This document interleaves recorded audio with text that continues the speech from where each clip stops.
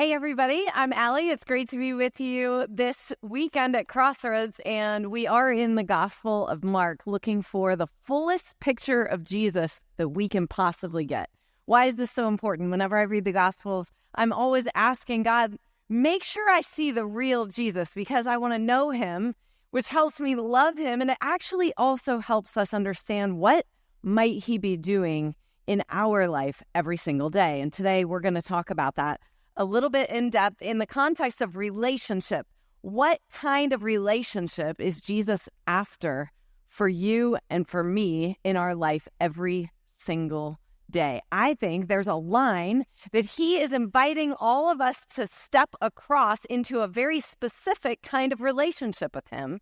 Some of us haven't seen that line. Some of us are hiding from that line.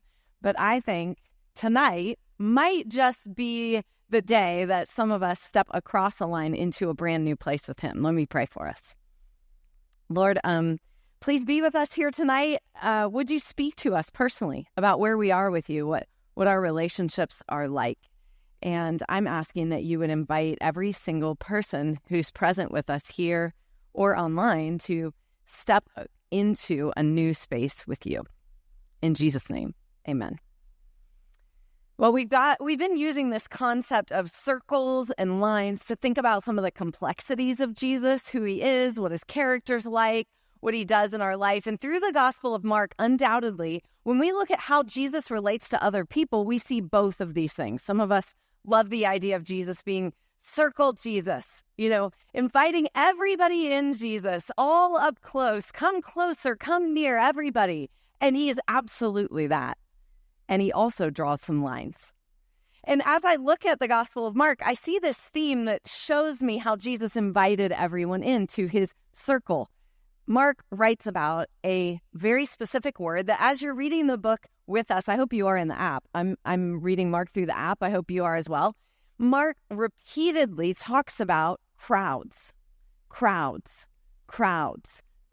Everywhere Jesus goes, it seems that there's a crowd gathering around him. And this theme goes all throughout the gospel. And to me, it's indicative of just how many times Jesus welcomed in, invited in, and let himself be around a whole bunch of people. And when he did that, he didn't draw a lot of lines. And these weren't just any crowds. They were kind of like a crowd that I was in maybe a year and a half ago. I took my girls and we went to an FC Cincinnati soccer game one night. A friend gave us tickets, and right as we approached the stadium, this huge thunderstorm broke open. I mean, like enormous. And right as we're going up the steps. Now, some of you get caught in the rain and your skin looks dewy and you get beachy waves. I look like my cat when he falls in the bathtub. So I'm super distracted. We're walking up the stairs and the rain is pouring down, and I don't really realize until it's like 10 seconds too late. We just joined the stream of people that they had cleared the seats. So everyone in the stadium was crushed into the circle where all the concessions and bathrooms are. And it was like scary crowd. Like nobody can move, people in your face, on your back. I'm trying to keep a hold of my girls. I mean, it is a literal crush of people kind of crowd. And we were like that for about an hour. And you could tell the crowd wanted something. They really wanted that game to start. They wanted to get back to their seats, and nobody wanted to be right up in each other's faces, but we all were there for the same reason. That's exactly what some of the crowds were like around Jesus. I think sometimes when I read the word crowds, I just think like, oh, it was a couple dozen people. No, it was that kind of crowd.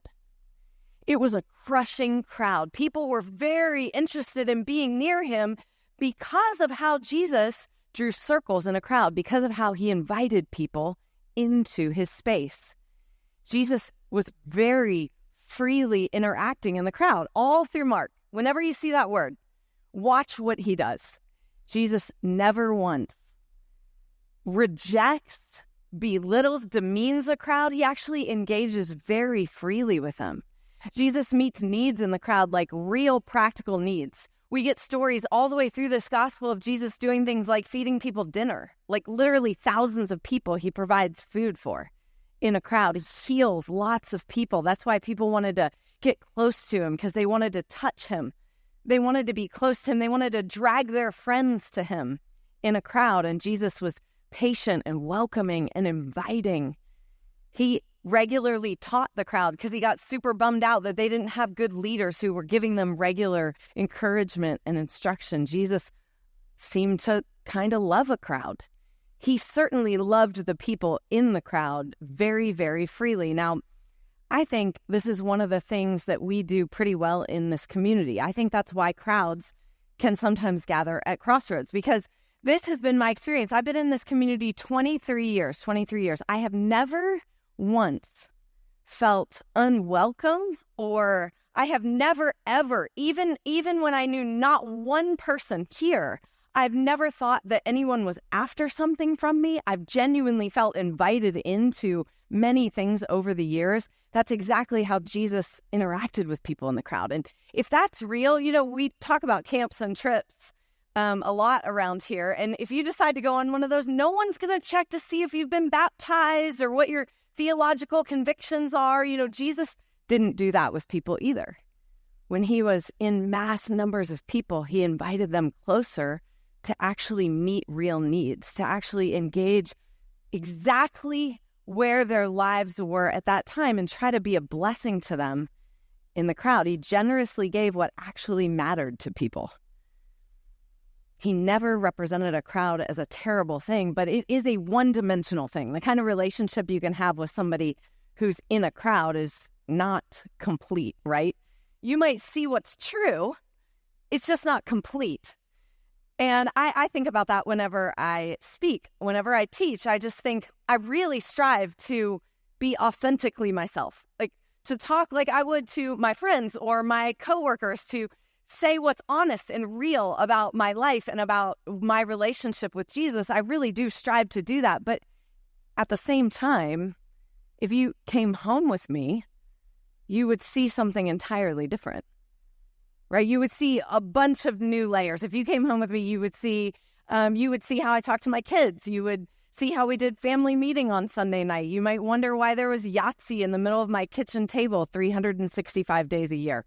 You might hear what's on my Spotify playlist or how I do my calendar. You might wonder who I spend time with, marked out like some of my friendships and how I engage those. There's just layers to all of us. There's layers of complexity to who you are and how you put your life together that you could learn if we went home with each other, if we engaged in each other's lives that way. Anybody wondering why I have Yahtzee in the middle of my kitchen table? I threw that one out there and I thought, I wonder if everyone would have Yahtzee. It's not just our favorite game, but I've noticed it's exactly the right length. Pro tip for anybody who has teenagers, it's exactly the right length of game to get my kids to say yes to. Like, it only takes like 8 minutes to play a game of Yahtzee. So it's how I get my teenagers to stick around the kitchen a little longer. Oh, why don't you just sit down? Let's play a quick game of Yahtzee. It's like, oh, okay, fine. And they sit and then we can talk. It like holds them in the kitchen longer. So it's my thing. I'll bet you I've played 20 games of Yahtzee this week. This week alone. Promise you. I have 4 kids. So what does that work out to? 5 games a kid. That's probably about right. Anyway, we have these layers of things about us that make us who we are and how we live our life. And while Jesus engaged lovingly and freely in a crowd, giving what was real and true and good, it's also true that you can't get the complete picture of who he is in that setting. It's exactly the same as it would be for you or for me. Jesus cannot be fully known in a crowd. And throughout the book of Mark, we see this line drawn between the crowd and another group of people in his life. And as a matter of fact, if you read very carefully, you're going to notice that the crowd is often mentioned right alongside these people, almost like a contrast to them. And so Jesus draws this line between the crowd and another group who seems to actually know him. And that group of people is always referred to distinctly as his disciples. His disciples. Now, that word is very specific. These guys were also his friends. They were also his traveling companions. They were also likely people he had known for a lot of his life, but they were his disciples. And that word appears in contrast and next to what Jesus would do in a crowd versus what he would do with his group of disciples. This kind of relationship that the Bible calls disciple is a very important and specific distinction. As a matter of fact, it exists across a certain line. And I believe that that's the line that Jesus is interested in each of us crossing, where we come out of the crowd of people that he loves, that he gives to, that he welcomes, that he wants, and we cross a line, and now we're a disciple. And these two groups are very distinctly different, and they get different aspects of who Jesus is, and they know him at different levels. This is a critical kind of relationship, one so much so that it's exactly what Jesus said in his final words here on earth after he had been raised from the dead and he had interacted with his disciples. Here's what he says to them, his final words. Go and make disciples of all nations, baptizing them in the name of the Father and of the Son and of the Holy Spirit, and teaching them to obey everything I've commanded you. And surely I am with you always to the very end of the age. Jesus said, go to the nations, go to the crowds, go, gather crowds. You're probably going to need to, but also what we're looking for is making disciples. We're looking for the people in the crowd who will step up and out and cross the line into a relationship that's much deeper, where you get, what did he say? Taught everything that I've commanded you, and surely I am with you. This is the relationship where you're with Jesus.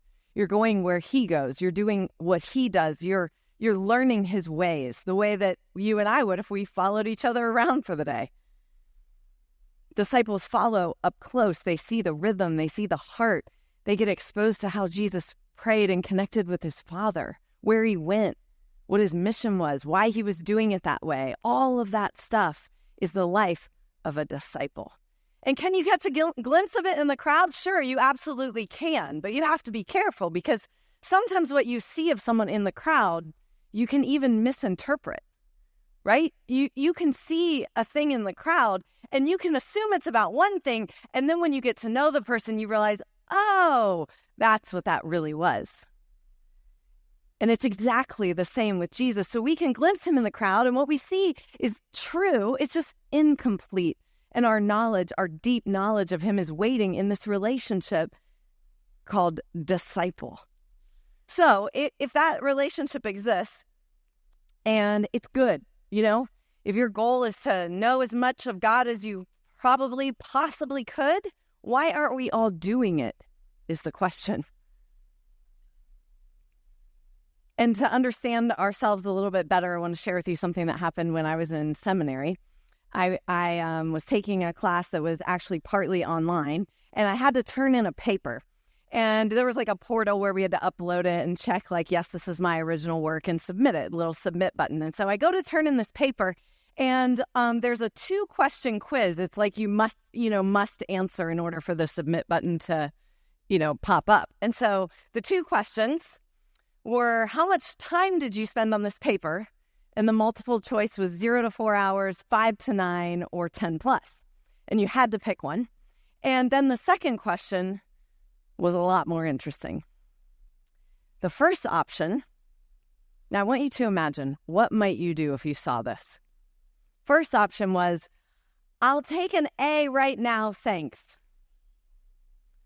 The second option was, I'll take what I've truly earned. And the third option was, I don't know what this is, but have a great weekend. And you had to pick one in order to submit the paper. So I chose one. I submit the paper. I come back into the class on Monday morning only to learn that was absolutely real. That question was absolutely real. You either picked that, I'll take an A, thanks, and your grade was recorded, or he was going to grade your paper for whatever you were actually going to get. The class exploded. Absolutely exploded.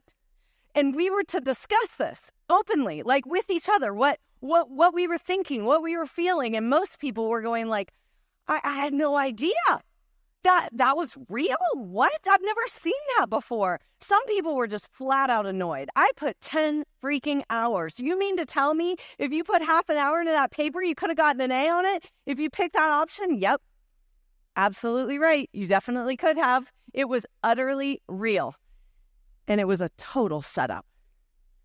It was a total setup by our professor to set us up for our reaction to this life-altering relationship that we are offered in Christ. When we're told there's a way that your sin can be utterly paid for, and you can walk freely into the power and the goodness and the life of God in the kingdom of God, no matter what you've done in the past. Sometimes our responses are a little complicated, yes? Like unexpectedly complicated. And that was what the discussion forum was all about. Because he was trying as an object lesson to go like, how did you really feel about the fact that you didn't pick that option and your neighbor got an A, you know? I mean, it was infuriating to people. And I got to tell you, the reason it was so explosive is because only 3 people out of the entire class picked, I'll take an A, thanks. 3. That's incredible. 3 people picked that option. I happen to be one of them, by the way. I was like, yeah, I think it was really like my straightforwardness. Well, that's what it says. I just, okay, yeah, I'll take it. If that's real, I'm in, you know. I'm like a very straightforward person. And I just went, on the off chance that's real, I'll go for it. 3 of us. And I stayed pretty quiet because we were really being hated on. People were all up in their feelings about this.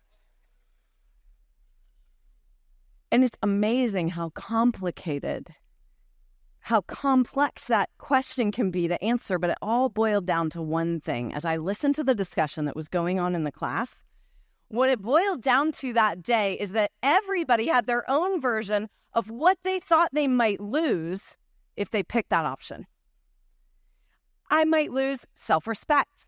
I might lose respect of the professor. What if this is some weird test of character and I get tossed out of seminary? Like, people were crazy. It was all kinds of crazy explanations. And it all boiled down to, if you didn't pick that option, it was because you had some version of something you thought you would lose if you did. Now, I want you to listen to the line that Jesus draws between the crowd and the disciples. It comes from Mark chapter 8. Then he called the crowd to him along with his disciples, and he said, "Whoever wants to be my disciple must deny themselves and take up their cross and follow me. For whoever wants to save their life will lose it, but whoever loses their life for me and for the gospel will save it." Not only do we see him again making this distinction between the crowd and disciples, but he's calling to the crowd saying, do you want to come? Do you want to come? But there's just one thing you should know. And he gives us the heart of the reason why we get complicated around this answer, because we don't want to lose something. And from the vantage point of the crowd, it looks like we might. When we think about crossing the line into a deeper life with Jesus and really following him, maybe the heart of our objection, no matter which person is answering, the heart of the objection maybe boils down to, what if I lose something? What if I'm not willing to risk what it looks like I might lose in this equation of crossing that line? And the life of a disciple is really risk after risk after risk to step across the line and find out, is it real? Is he good? Is he there? Did he mean it? Do his words about money or sex or friendship, do they work in my life? Do I find more life if I try to move that direction? And the life of a disciple is asking that and crossing the line over and over and over again. But the truth is, from the vantage point of the crowd, it looks like every time we cross the line, we might just lose something. And so we stay in the crowd. We stay in the crowd, and we never experience the upside of a life with Jesus because we can't know it. until we cross the line. And we just have a limited view in the crowd. And I think there's 3 places that we can be in our life that make it especially difficult. 3 different places you could be tonight. That you could be in one of these places. And I just got to tell you, I feel you. I have been in all 3 of the places that we're about to discuss. And we see them all also in the book of Mark. And when you're in these places, crossing the line to try to come into a closer relationship with Jesus doesn't look as good as it sounds. And one of those places is when you're really, really low, when you are down low. And I'm a realist. I know that there's people in here tonight who would say they're in a season or a day or a week where they're just feeling low. There was a woman in the book of Mark, chapter 5, who was at the lowest point of her life, and she goes into the crowd around Jesus. Here's what it says. A large crowd followed and pressed around him, and a woman was there who had been subject to bleeding for 12 years. She had suffered a great deal under the care of many doctors and spent all she had. Yet instead of getting better, she got worse. And when she heard about Jesus, she came behind him in the crowd and touched his cloak because she thought, if I just touch his clothes, I will be healed. And immediately her bleeding stopped, and she felt in her body that she was freed from her suffering. Now, this is a good crowd story, right? Even her being in the crowd that day was a big move. If you had been this woman in that culture, you would have spent over a decade being declared unclean, which means you're outside the normal rhythms of every aspect of life in the Jewish culture and community. She was, for all practical purposes, pretty much on the outskirts or an outcast of her culture and her community. And so she probably wasn't even supposed to be in the crowd that day. So I want you to picture an FC kind of crowd, like a crushing crowd. And she takes the low place, does some kind of army crawl, and comes up to Jesus and touches the hem of his cloak. And lo and behold, Jesus, like he does so many times, actually gives something amazing in the crowd. He heals her. Her body is healed. She actually gets what she thought she came for. And the crowd offered her the cover she wanted to do it, right? She didn't want to take the risk because it was a risk. Make no mistake, it was a risk for her to be there. And the crowd gave her just the cover she needed, not to do what? Experience more rejection, more disappointment. Over and over and over again, she had been to doctors. That's what it said. She had been repeatedly disappointed, not healed, and rejected. And the crowd was offering her the cover to not take a risk. And she comes up to Jesus and touches the hem of his cloak and actually gets something amazing. I think this woman would have been on the quiz in my class. I think she might have been the one that said, I don't know what this is, but have a good weekend. Like, can't even see the line, can't even imagine that there's more for her. But Jesus knew there was more. So listen to what he does next. It's so interesting. She was probably happy to slink away, but Jesus, no, sir. Here's what he says. He pushes on his disciples. I just felt that. What's going on here? Who did that? Something happened, and they're like, dude, people are pressing against you. What do you mean? And he's like, insistent. And here's what he says. Jesus, looking around to see who had done it. Then the woman, knowing what had happened to her, came and fell at his feet, and trembling with fear, told him the whole truth. She crossed the line. She crossed the line. She came up out of the crowd, trembling with fear. When you are low in your life, it takes trembling with fear to drag yourself to Jesus. And I think the real risk here is hope. Yeah, sure, the crowd prevented her from having to risk rejection, but even deeper than that, would she consider hoping again, hoping for a life that she hadn't had for more than 12 years? And she finally crosses the line, and here's what happens. Jesus says to her, daughter, your faith has healed you. Go in peace and be freed from your suffering. Jesus had far more for her than a life in the shadows. that day when he pulled her up, when she came and fell at his feet and told that story, you know what would have happened? Way more than her physical healing. She would have gotten her family back, her community back. She would have been able to go to temple again. She would have been able to completely rejoin her life by doing that kind of testimony that was authenticated by Jesus in front of that crowd. And he knew that. He wanted that for her. But she had to cross the line.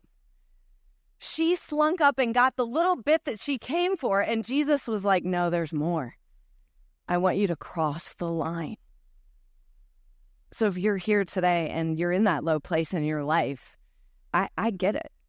I actually get how it feels to not want to get out of bed in the morning. I get what it means to try to look into your future, and all you see is like a black curtain in front of your face. Can't picture a thing. I understand. I'm only asking you to entertain the possibility that that view will never change if you stay in the crowd. The only way you get a different vantage point on the life that Jesus offers is to cross the line into actually following him as a disciple. Okay. So down low is one place that's really hard to cross the line from, and the next place is up high. Up high. When you're sitting up high, it's hard to even see there is a line. There's a group of people all the way through the Gospels that Jesus speaks to, and it's his harshest words. And they are the people who were sitting very high up in the culture of Jesus' day. They were the religious teachers. They were the religious leaders, teachers of the law, scribes, Pharisees. All of those words would kind of encapsulate this sort of ruling class. Now, their culture was totally wrapped around their faith, which ours is not. And so maybe some of these people in your life are like, I don't know, social media influencers that managed to get 1 million followers, right? And so now they've got advantages. They're sitting at the top of something. Maybe they're just leaders or beautiful people or wealthy people, whatever. Maybe you just exist in a crowd and you're like, I don't know, that guy just always seems to come out on top. You know, there's just some people that are like that. And if you're in a place where you are constantly up high, this is a very, very hard place to cross the line and become a disciple of Jesus. Now, why would that be? Let's read Mark 12. Jesus says this. As he taught, Jesus said, watch out for the teachers of the law. They like to walk around in flowing robes and be greeted with respect in the marketplaces and have the most important seats in the synagogues and the place of honor at banquets. They devour widows' houses and for a show make lengthy prayers. These men will be punished most severely. Jesus says the crowd's working for him. Why in the world would you step out of the crowd when every time you step in it, you get the place of honor? You're the one on top. You're the one that gets all the good stuff. And it's really hard to see that there's a life beyond a line with Jesus, that there's actually more good stuff to get.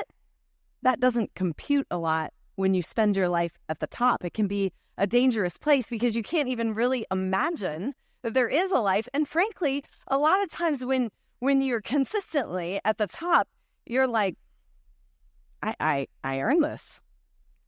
These were definitely the people in our discussion forum that were going, like, I put 10 hours of work in. When he raised my paper, I had better also get an A.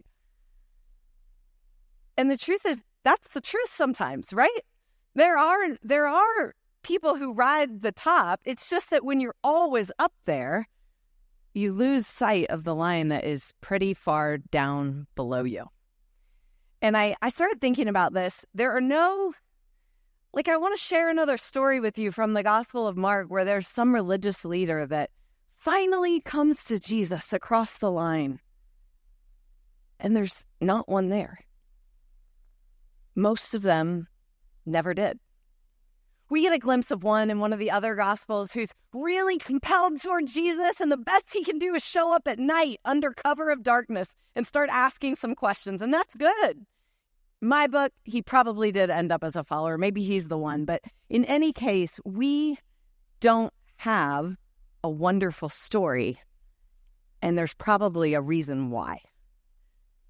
And I started thinking about my most favorite followers of Christ that I've known in my life, and they had practices. They all have little practices. I started to pick this up I don't know, years ago, just again, talking to people, knowing them more intimately in their life. And I want to share a couple of these with you because I think it's a great way to, even if you're in an amazing phase of your life, which God bless you, I'm happy about it. But we just need this, we need these regular rhythms of coming down low so we can see the line.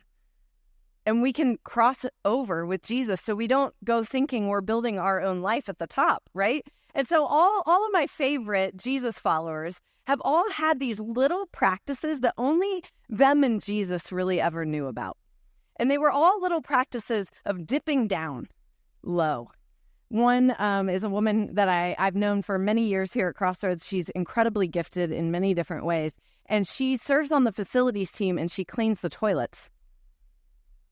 And I said, what are you doing?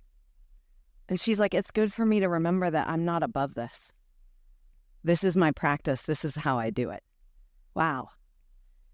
I know somebody else who, at her office, she was a vice president of somewhere or other. And her practice was a communal printer that was shared around their group. And it was always out of paper. And nobody knows what toner is. Nobody knows what toner is.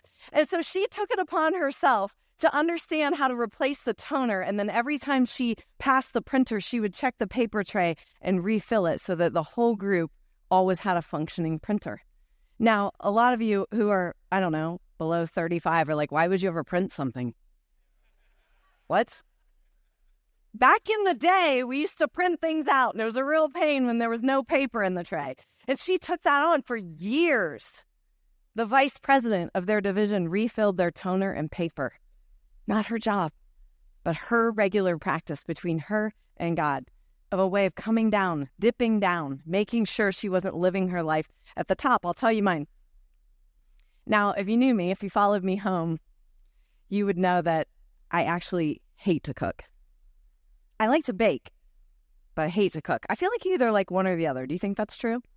I don't know. Maybe there's some crazy people that like both. So I like to bake. I hate to cook, but I have 4 kids, family of 6, so I deal with food all the time. I feel like for many, many years, all I do is prepare food for other people to eat. And so I adopted this practice between me and Jesus many, many years ago because I noticed my own tendency to take the best piece for myself. I'm like, I'm the one who's been standing here all day. I'm going to take the best brownie. And pretty soon I adopted this practice with Jesus where every time I plated something, divided something, cut something up, shared a serving, every time I had to choose pieces to go on people's plates, I would choose the lesser of the two. And it was just my daily practice with Jesus going, I can dip down. Yes, I'm in control of this food situation, and I can take the lesser piece. So it was just these little practices that we can adopt in our life for real that actually, even when everything's fine. And again, bless you. If you're in a season where you're at the top, enjoy it and dip down because you can only feel the reward of a life in the kingdom when you actually set aside the reward of the life that you've got here. And so the line becomes a little bit more apparent. Okay, so last place. We've done up high, down low, and now the middle, obviously, is the third one. Pretty much covers all of us. That's the point. But from the middle, the crowd who's in the middle struggles to cross the line for a completely different reason. Now, these are regular old decent people, which is almost everybody, right? Almost everybody would say, like, I go to my job, I do my schoolwork, I take care of my kids, I try to be a decent neighbor. Like, I'm a regular old decent person. I feel like the crowd for this person makes us feel good. It makes us feel like we're all in this together. Well, there's no line necessary. You're good. We're good. We're all good here, right? I actually need you to tell me that we're good about something, as I made what I now know to be a huge mistake. And I want to feel like we're in this together. Okay.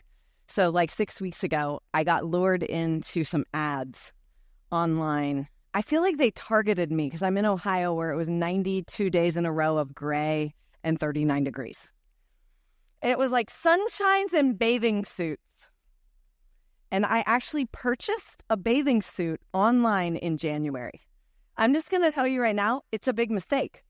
Do not do it. Am I the only one that should not be trying on bathing suits in January? Can I get a show of hands? Not a great idea. And I just feel like that's exactly how the crowd, like, I need you to tell me that I'm not the only one in the boat. We just ate 14 Christmas dinners in a row. It's not the month to be buying bathing suits, but I feel like I got entrapped. I did it. It was a mistake. And we're all in that boat together. You know, we look at each other. And we're like, bad idea. My husband was like, what are you doing? That's a terrible idea. Anyway, the crowd makes us feel like whatever it is, we're all in this together. We're good.